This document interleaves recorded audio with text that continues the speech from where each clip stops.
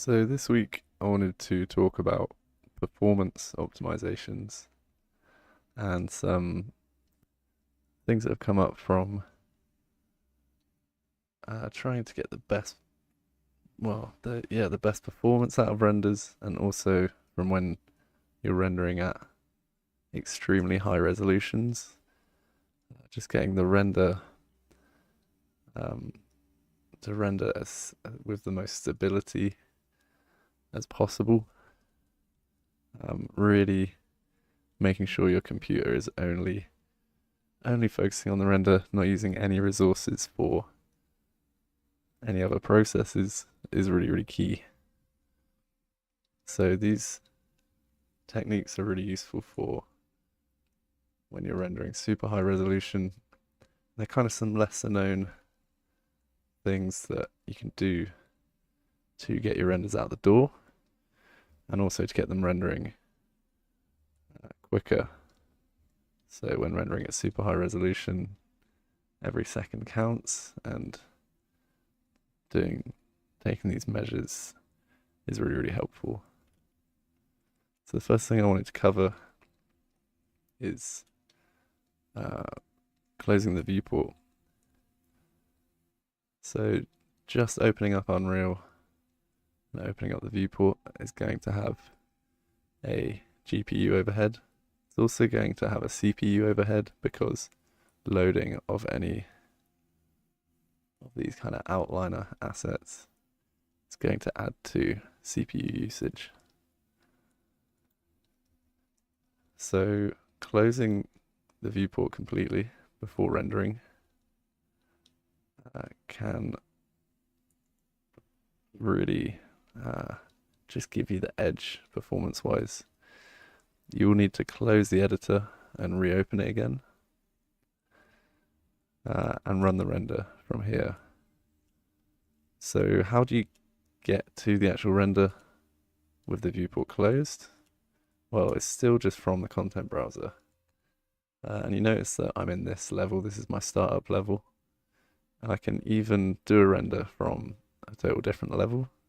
So this level sequence takes place in this Tokyo level.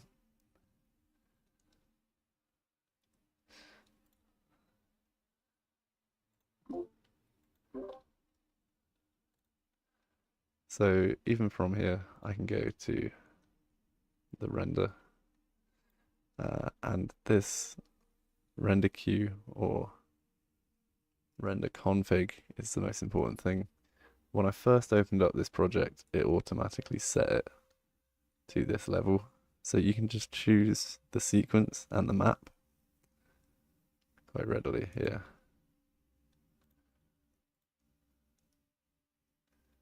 So even if you're in the wrong level and this stuff comes up as red saying there's no reference here, you can just go render, make sure the level is correct, set any render settings if you don't have them saved already, and render that. You can also save this as a queue. So I've got this one saved here, so I know that it's the right level. You could have your config saved as well.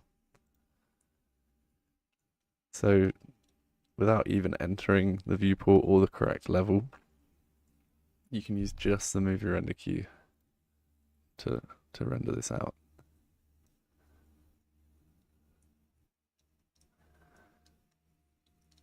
So the performance difference sort of increases exponentially as your resolutions get higher, your frame counts get higher, and your levels get more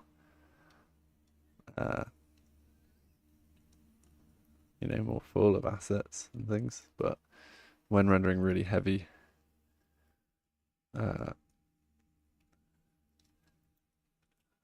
sequences, really heavy levels, you can just do it from the sequence here. So I've been like taking a few notes on the actual overheads here, and Admittedly, I haven't been able to do super high res renders with the time I've got, but we can see a subtle difference even at low resolution.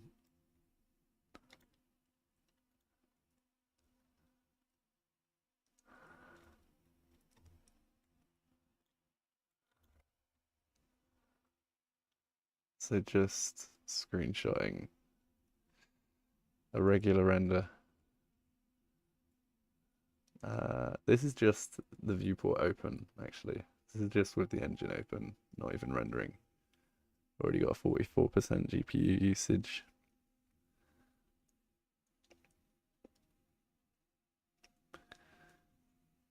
And then editor open with the viewport closed. We're actually gaining 10% there, as per my test. This would vary machine to machine. I can see that I've actually got more CPU usage here, so I did have other stuff going on my machine, so I could do a more exact test, but I saw the results, the lower GPU usage from not having the viewport open. Now it's like quite commonly thought that like turning your view mode to unlit. So see if we can open the viewport again.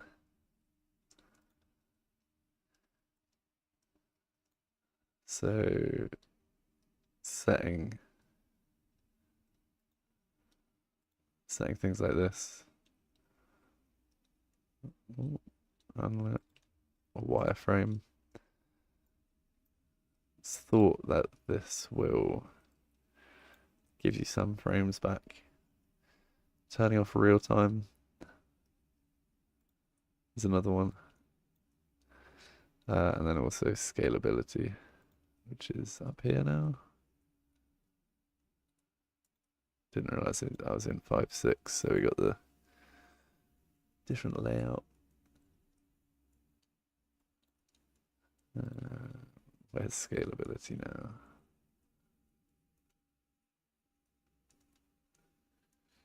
Wherever that is, saying that scalability.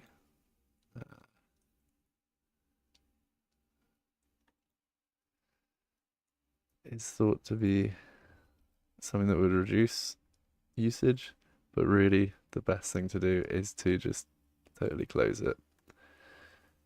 Totally close it, close the editor and reopen it, and the viewport sort of layout will be saved, and the resource usage will be a lot lower. What I think is kind of more interesting is rendering from the command line. And let me just get up a quick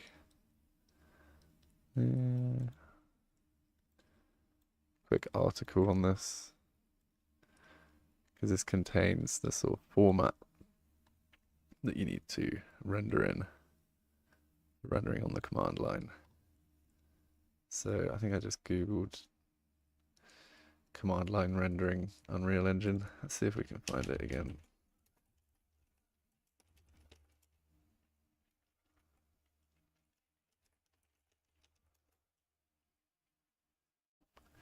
That's one of these community tutorials. Yeah, this one.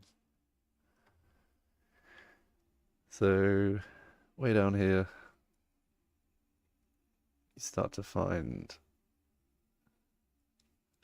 some templates for this. But basically what this is just rendering your job with a command in the command prompt in, Windows PowerShell. And this is the template.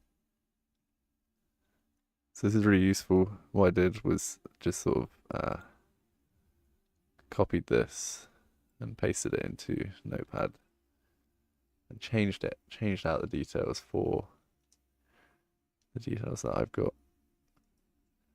So what this does is when you paste this in PowerShell, which you can get up by typing cmd,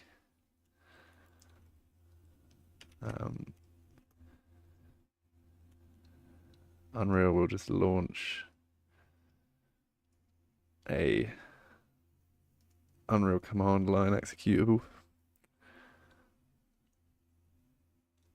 It will load just the render. And you know, the speed of that compared to opening the editor and you know, compiling shaders, warming up, just that like startup time is great. And also the fact of not loading the editor whatsoever is totally going to save you resources. So yeah, what I did was found where this Unreal Editor CMD executable was located on my disk.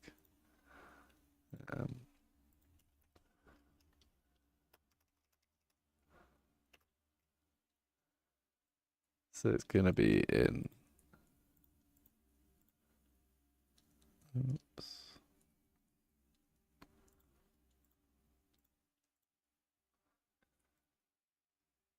It's going to be in your kind of normal Unreal Engine path, program files, Epic Games, engine version, gotta get that right. Engine binaries, Windows 64. And then you'll find the Unreal Engine CMD. Is that what it was? Unreal Editor CMD. And there it is, it pops up. So we know we've got it. You can copy that. That'll go in here in whatever those quotation marks called. Then next you go and find your Unreal Engine project. This didn't say to me that this needed to be in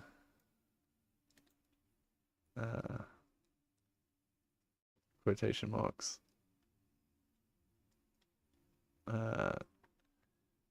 Yeah, the template doesn't show quotation marks. Yeah, doesn't show quotation marks for me here, but I had to also put this in quotation marks. If I didn't, I got a error message back. But it kind of gave me a clue here that I wasn't finding Unreal Engine game requires a project file as the first parameter. So that's a bit of a clue that like this, it wasn't reading this correctly. So that's what made me think maybe I put this in quotations as well. Then you just type your map name, -game. Then it's saying movie pipeline config. And this is the place that is within the content folder. So game here is replaced with content. So my config, which I saved earlier, was the Tokyo Dome. And that's what I saved here. This is when you save one of these and move your render queue config. That's what you're saving there. That's what it's looking for. So it's saying launch Unreal, launch the project, find the level, and then find the move your render queue config. So this is just located in my content drawer, you know, in the content folder. But this is replaced with game for this. So game Tokyo Dome 1. This is also in quotations. These are all parameters that you can look at for just parameters for the actual render. But the standard ones there seem to work for me all good. So yeah, once I got that, yep, you can just paste that in your command prompt. And that again just launches the editor, or not even the editor, just the movie render queue job itself. So once you get this like template down, really quick for testing renders. I guess also again, you kind of iterate on this, change your movie render queue settings, change your sequencer settings, and you know, as long as it's the same level sequence and the same config, or you could even change the sequence. As long as you save this again, you could just hit that same command. You know, render that out again.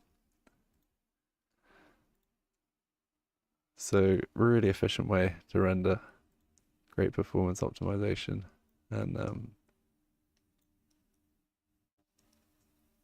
yeah, just wanted to share that one because it's kind of lesser known. But what I'll try and do is get some more data on like how much you can save here, but all I know is this is the way people are doing it to get really high res renders with really complex levels out the door.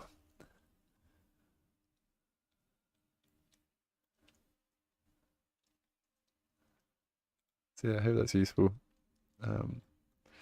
More tips next week.